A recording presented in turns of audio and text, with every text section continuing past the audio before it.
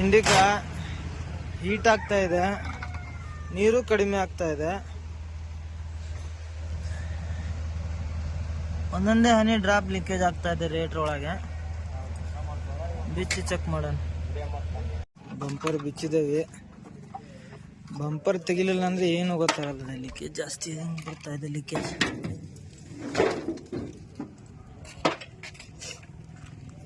AC ಕಂಡೆನ್ಸರು ತೆಗಿಬೇಕು.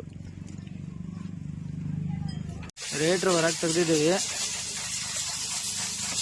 Leakage ಇಲ್ಲಿಂದನೇ ಇರೋದು. ರೇಟ್ರ್ ಟಚ್ ಆಗಿ ಹೊಡೆದಿದೆ ಇದು. ಗೈಸ್ ಅದ ಇಲ್ಲಿ ಲೀಕೇಜ್ ಆಗಿದೆ ನೋಡಿ, ಸಣ್ಣಕ್ಕೆ ಹೋಲ್ ಬಿದ್ದಿದೆ. ಅದಕ್ಕೋಸ್ಕರ ಗಾಡಿನ ಹೀಟ್ ಆಗೋದು, ನೀರು ಕಡಿಮೆ ಆಗೋದು.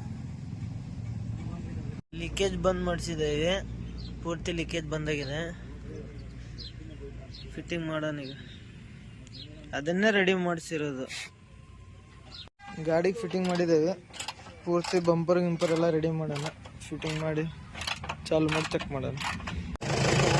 ಲೀಕೇಜ್ ಅಂತೂ ಇಲ್ಲ, ಇದೆ ಲೀಕೇಜ್ ಬಂದಾಗಿದೆ ಪೂರ್ತಿ.